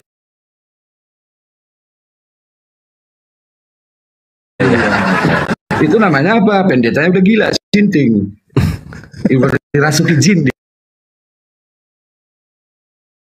Dia bangga itu loh. Iya, mamanya anak-anak masih ada di bawah. Tadi dia cerita jin. Iya, jadi makanya kan tadi saya bilang. Pak jazakillah khair. Ini bang, katanya kan Nabi kalian itu beliau mendapat wahyu ya bang ya ceritanya kan. Nah, ini bang, ketika sama Nabi kalian itu, jadi namanya sesembahan kalian, nama sesembahan kalian itu kan Allah Subhanahu Wa Taala ya kalau nggak salah bang. Iya betul. Jadi makanya yang saya mau tanyakan, nah jadi kan kita nggak bisa pungkiri Musa itu kan nggak bisa kita pungkiri sejarah Musa itu bisa kita kali kan dia kan seorang nabi, Al-Quran juga kan diakui dia nabi kan bang, betul nggak bang? Betul. memang Allah SWT ini udah tahu dia namanya Allah SWT. Gimana? Zaman ini kan sekarang Iya. zaman waktu Nabi Muhammad, Nabi kalian kan, jadi kalian tahu nama sesembahan kalian itu kan Allah SWT kan gitu Iya. kan ya. Iya. Zaman Musa apa dia nggak tahu nama Allah SWT itu adalah nama Allah? Jadi gini Bang. Gimana kalau Allah Subhanahu wa taala dia menyatakan dirinya sebagai Khalik, Tuhan. Dan Tuhan tidak pernah bisa diganti menjadi setan atau diganti menjadi malaikat. Datang kepada Nabi Musa hanya memperkenalkan gelar-gelarnya. Oh gitu. Ya, hanya mengatakan gelar kepada Nabi Musa, kepada Nabi Abraham, Elohim dan seterusnya. Iya, El Shaddai macam El Shaddai. Nah, kemudian predikat daripada Tuhan yang datang kepada Nabi Musa dan nabi-nabi selain daripada Nabi Musa yang datang kepada Bani Israel itu hakikatnya maha suci, maha tinggi. Akulah esensi yang maha suci lagi maha tinggi. Yesaya 57 nomor 15, Yesaya 5 nomor 16 dan seterusnya. Jangan Bang, jangan kutip Bang. Itu udah karangan itu, jangan dikutip-kutip Bang. Ini perjanjian lama, yang karangan Ya itu udah perjanjian karangan, baru. tiru-tiru karangan Bang, buku aja bawa. Kalau nggak ada jangan dipaksa.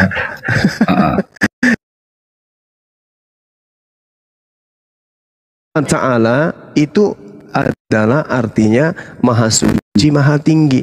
Tuhannya Bani Israel, dalam hal ini Nabi Musa, Bani Yakub, orang Kristen maha terkutuk. Beda Bang. Iya. Iya ya. Nah, kan tadi aku bicara nama. Tadi abang bilang bahwasannya zaman Musa hanya kebesarannya. Iya. Gelar. Ketika sama ini Pak Ngalon, sebenarnya bukan dari sampai zaman Nabi Ibrahim alaihissalam itu nama Tuhan itu udah ketahuan. Buktinya apa? Nama anak perjanjian itu nantinya Israel, bukan Israel. Jangan bahas itu dulu, jangan menambah. Loh, ini kan kita imani. Kan bicara nama, kenapa ke Israel bawa? Loh, itu belakangnya kenapa kenapa bukan ya? Yang mana nih saya ajak ngomong nih? Aku dulu. Lanjut dulu deh, saya pamit sebentar. Siap, Bruda. 10 menit. Ya. Pasti mau nelpon kakak ipar. Udah nih, ganti lagi nih skripnya nih. Oke. Iya, gini.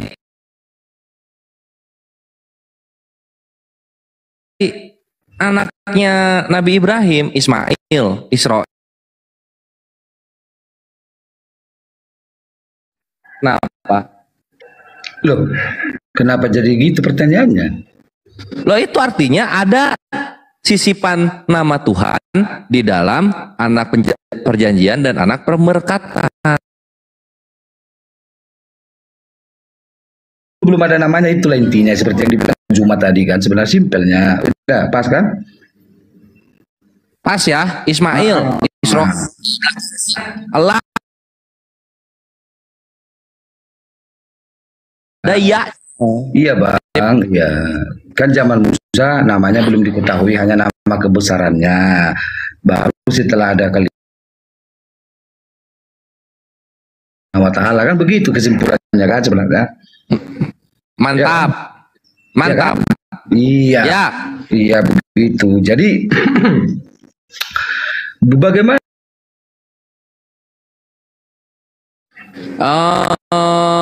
kita lihat aja gitu. Ada nggak nama selain Allah yang bukan nama berhala selain Allah? Ada nggak? Ya, iya nggak ada.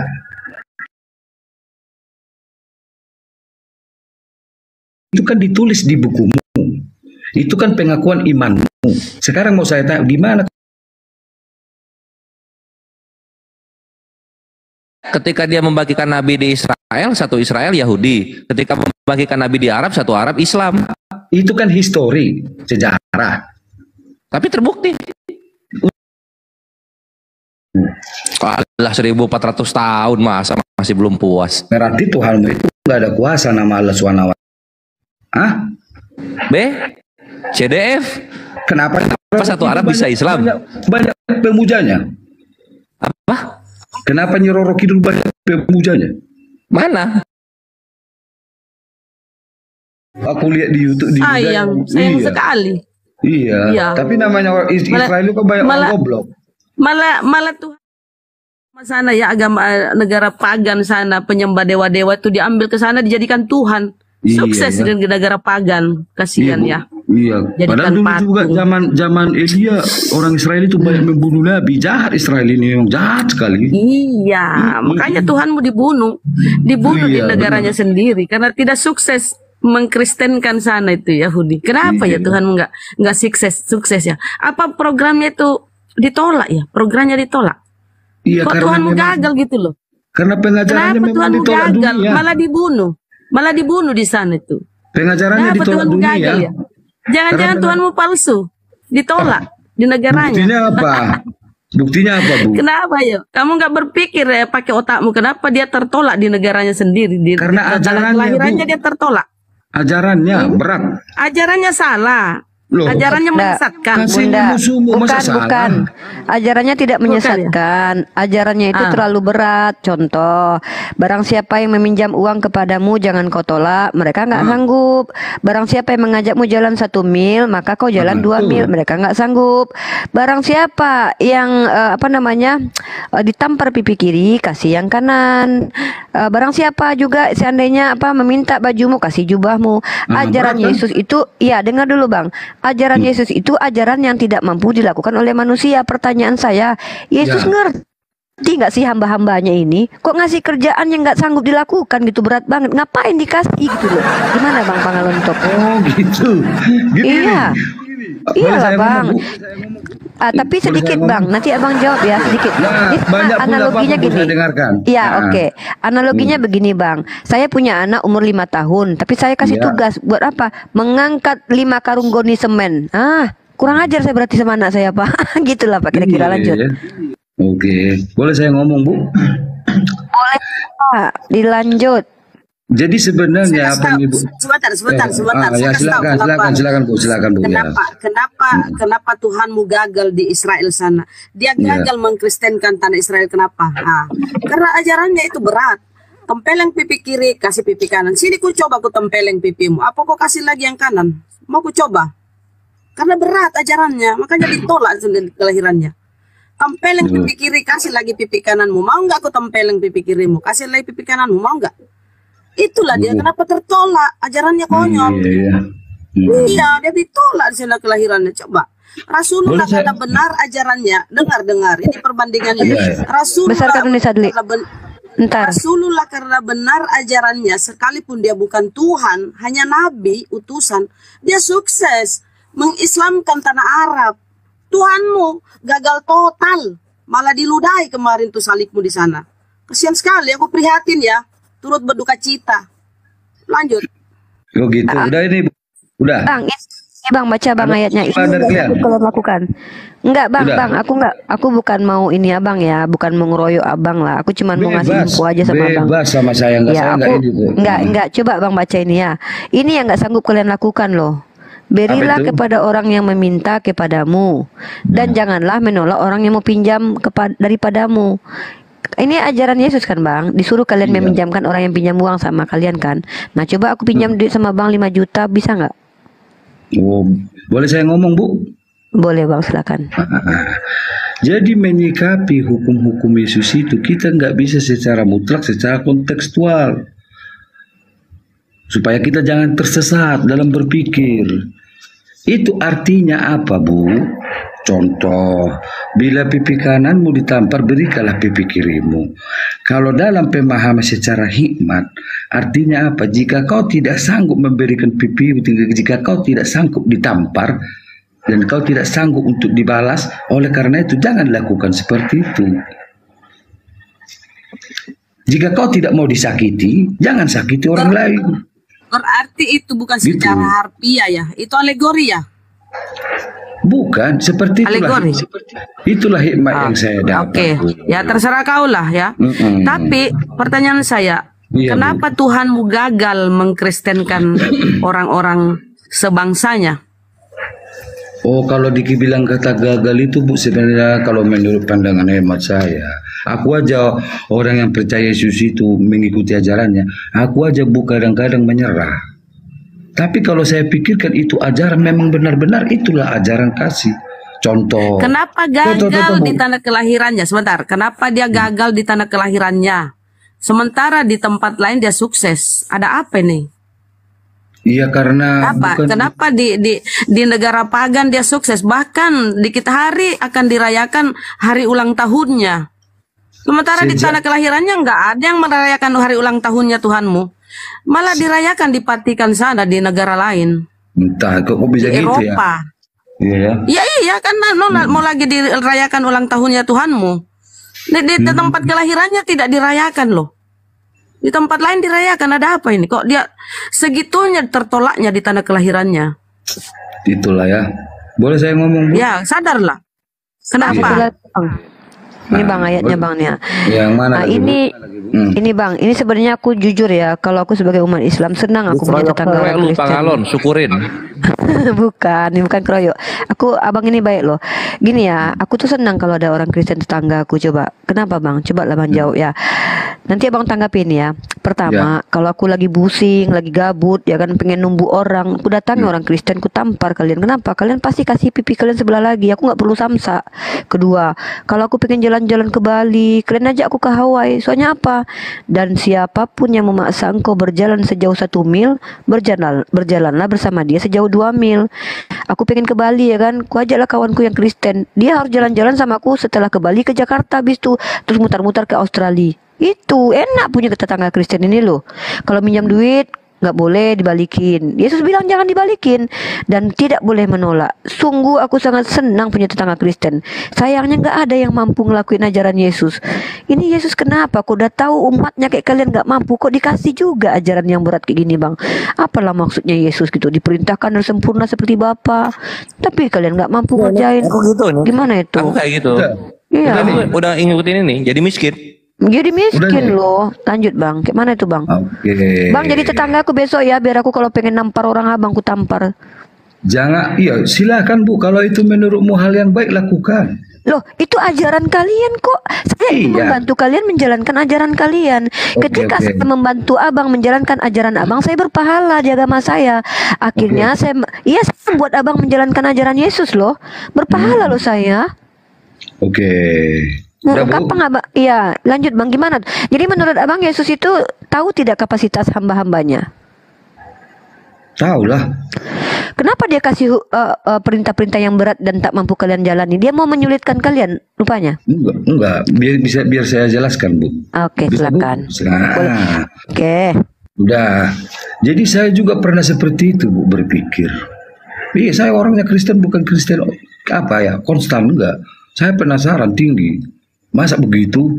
Enak aja dia. Kok begitu? Berat kali kan gitu. Tapi setelah saya berpikir, saya ada teringat firman Tuhan yang berkata seperti, ukuran yang kau pakai akan dipakaikan untukmu. Oleh karena itulah disimpulkan bahwasannya apa yang ingin orang lain perbuat padamu, perbuat jugalah seperti itu kepada orang lain. Itulah seluruh isi hukum Taurat dan kitab para nabi. Oleh karena itu, jika kau tidak mau dijahati, jangan jahati sesamamu. Bang, itu abang baca itu dalil menghakimi loh Bang. Apa urusannya dengan abang yang diperintahkan untuk apabila ditampar pipi kiri kasih kanan? Abang itu, abang bawa dalil menghakimi loh Bang. Aku tahu periskopnya itu Bang, periskopnya tentang jangan enggak ayat yang bang orang lain perbuat padamu. Iya, itu dalil bukan yang dalil pertama Bang bawa. Itu dalil jangan menghakimi. Ukuran yang kau pakai kepada orang lain akan diukurkan kepadamu. Itu kita tidak boleh menghakimi. Abang kok bawa ke ayat di kok bukan? Bukan itu artinya Bu. Lah? Bukan. Jadi orang Kristen selama ini yang debat sama aku salah mereka. Makanya Bu, makanya aku heran lihat debat ini. Karena apa? Aku lihat banyak Kristen itu juga ini ya tampil. Oh ini aku ini. Jadi mereka tuh bohong bilang kalau mereka punya Roh Kudus sama aku tuh ya Bang ya. Bohong, pemahamannya belum tahu. Lah mereka kan dibimbing Roh Kudus kok gitu. Roh Kudus itu beda Bu, jangan sembarangan Bu. Makanya Jangan. mereka mengaku, ini aku tahu kenapa kalian tidak mampu melakukan ajaran kalian Bang. Ini jawabannya Bang. Kenapa kau hakimi saya Bu? Bukan, ini kata Kan kata belum saya Paulus. ngomong Bu. Nggak baca Ada nggak? ini. Enggak, aku nggak menghakimi Bang. Minta maaf lah, aku janganlah Bang kayak gitu. Aku kan cuma ngasih tahu ayat Abang aja. Kenapa kalian umat Kristen tidak mampu menjalankan perintah Yesus? Karena kata Paulus, sesungguhnya tetapi kitab suci telah mengurung segala sesuatu di bawah kekuasaan dosa, supaya oleh karena iman dalam Yesus Kristus janji itu diberikan kepada mereka yang percaya. Jadi aturan dan perintah dari Yesus itu sebenarnya kurungan kalian dalam dosa. Semakin Yesus memberikan hukum kalian tidak mampu lakukan, kalian semakin berdosa. Bapak misalnya contoh, Bapak diperintahkan kalau Rifa minta jalan-jalan sama Pak Pangalon top 1 mil ke Amerika, Bapak harus ngajak aku jalan-jalan ke Hawaii. Bapak tidak mampu lakukan, akhirnya Bapak berdosa. Iya, Bapak berdosa kan? Nah, Yesus, bentar dulu, kenapa Yesus membiarkan kalian berdosa? Biar dia nanti, oh ya, kalian kan berdosa semua nih. Udahlah, aku aja yang mati buat kalian. Itu tandanya aku sayang sama kalian. Dia tuh ingin diperhatikan sama kalian. Dia ingin kalian tuh betul-betul tahu kalau dia tuh mengasihi kalian. Makanya dia mati buat kalian. Makanya dijadikannya kalian berdosa dengan memberikan hukum yang berat yang tak mampu kalian lakukan. Gitu loh. Udah Bu. Udah lanjut. Seharusnya dan alangkah baiknya jika kalian bertanya apa artinya itu Bang. Seharusnya begitu kalau kita membahas buku orang lain. Baru kalau kau ada keberatan boleh kau kritisi. Ini kenapa belum jelaskan? Ibu udah ngajarkan saya. Oke, Itu saya. Uni, sedikit Uni. Oke, saya bertanya, boleh? Berapa menit Bu saya tunggu nih Bu? Oke, saya bertanya, baik Pak. Saya bertanya, terima kasih ya. Nah, kalau kita baca Pak ya, ini tolong dijawab ya Pak. Iya Bu. Kalau kita baca di Keluaran ya Pak ya. Ya. Di Keluaran nih. Tetapi daging lembu jantan itu kulitnya dan kotorannya haruslah kau bakar habis dengan api di luar perkemahan. Itulah korban penghapus dosa. Nah di sini Pak, kotoran sapi, kotoran lembu dan kulitnya harus dibakar sebagai korban penghapus dosa. Nah, kenapa disejajarkan dengan Tuhanmu Pak? Yang harus mati untuk menebus dosa. Tai lembu ini Pak disejajarkan dengan Tuhanmu. Kamu anggap Yesus mati untuk menebus dosamu, sementara di Keluaran pun ini kotoran sapi yang dibakar sebagai penghapus dosa. Tega sekali kau ini Pak menyemakan Tuhanmu dengan kotoran sapi. Nah, coba kau tanggapi dulu nih, kenapa ini? Oke, itu kan Ibu baca langsung Ibu menyimpulkan. Jadi saya mau bantah ya, gini, tunggu.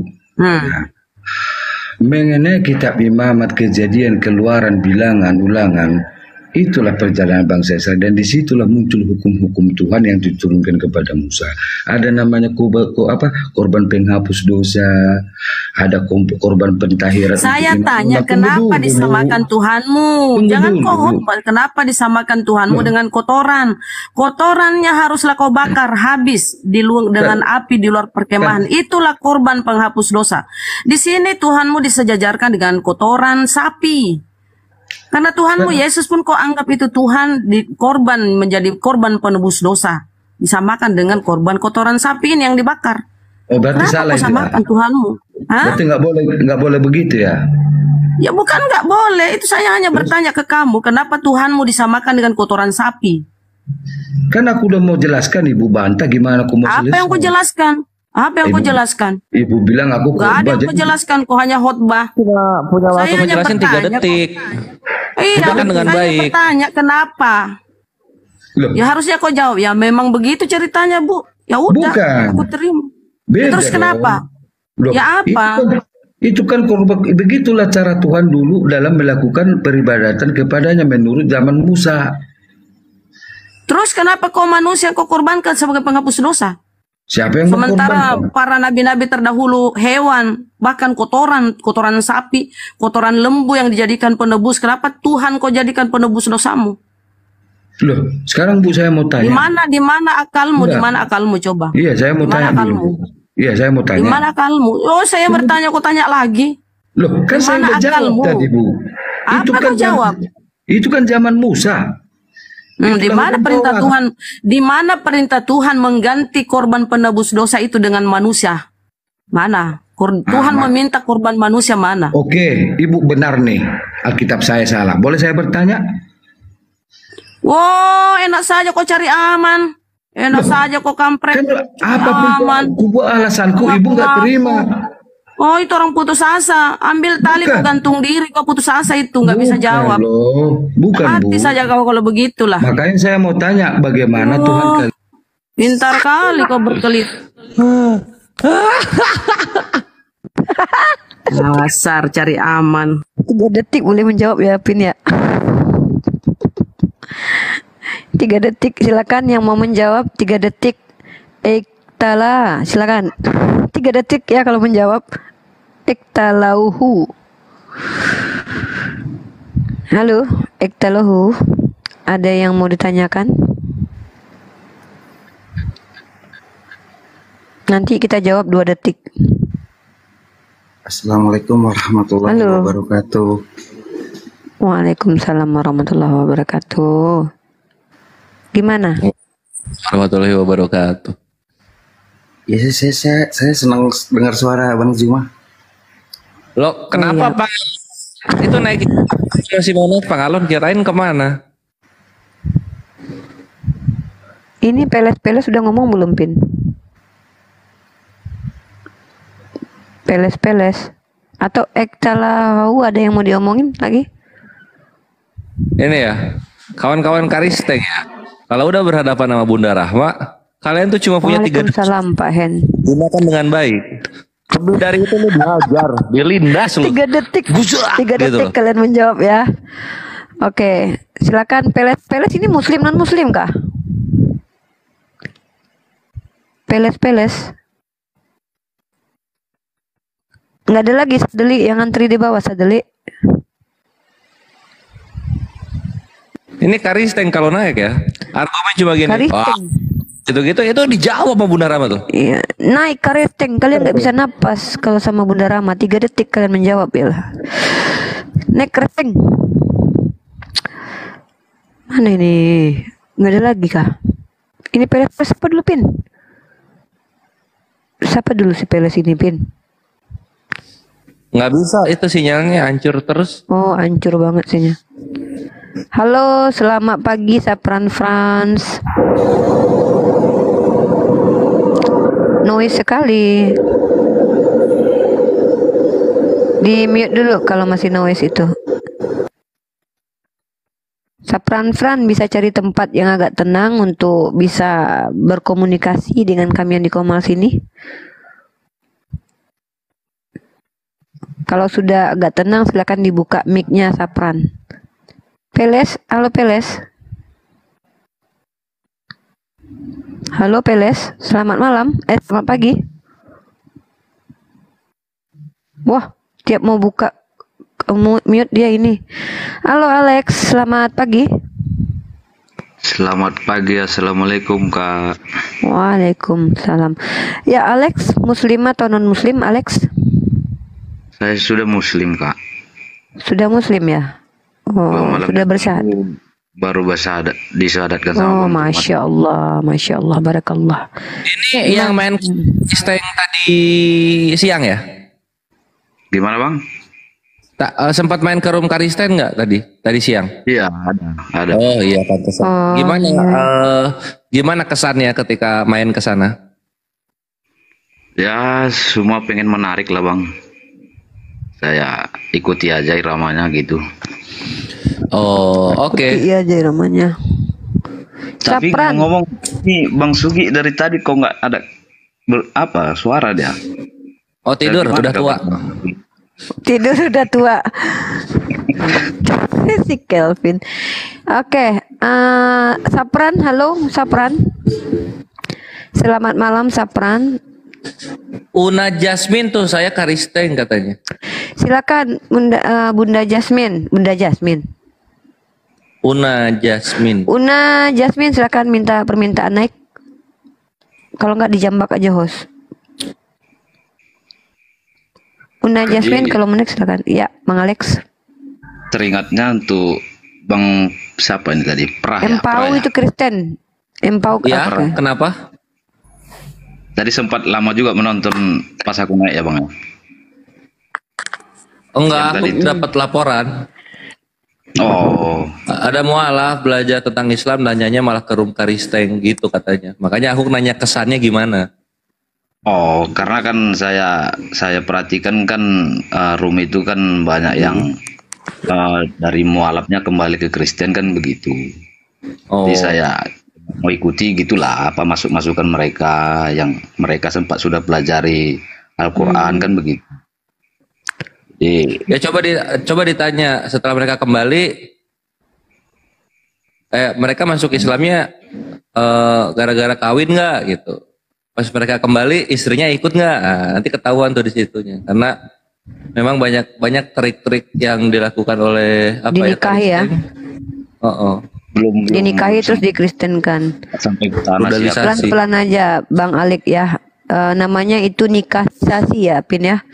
Indomisasi, nikahsisasi ya.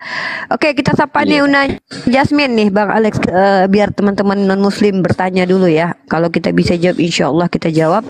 Una Jasmine selamat pagi. Silakan, ada yang mau ditanyakan? Selamat pagi, assalamualaikum Uni. Iya Una, silakan. Tadi ngomongnya Una. Karisteng. Ya, Kamu Kristen ya? iya, Kristen Katolik atau Protestan? Katolik. Katolik, Saya parokinya? Iya, Parokinya di mana tuh? ya sih. Hah? Maksudnya Uni? Loh, maksudnya? Kamu Katolik nggak tahu paroki tah? Tidak tahu saya. Aduh, jangan bohong-bohong dong. Kamu, aduh, kenapa sih bohong-bohong? Kamu Kristen apa Muslim? Saya mau nanya langsung boleh Uni? Iya, tapi kamu tuh Muslim atau Karasteng? Karsten. Kok kamu nggak tahu paroki kalau kamu Katolik?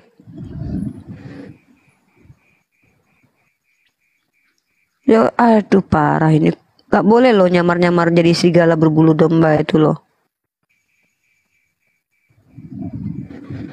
Hah? Atau dia nggak pernah ke gerejanya, dia nggak paham. Kamu mau nanya apa?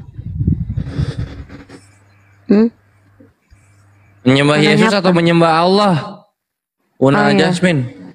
Wah, hilang deh. Wah, langsung hilang dia. Wah, saya salah. Kalau Jasmine, Saya tidak menyangka. Kalau Muslim taubat nasuha ya. Aduh, mandi wajib lagi kamu, Parah ini.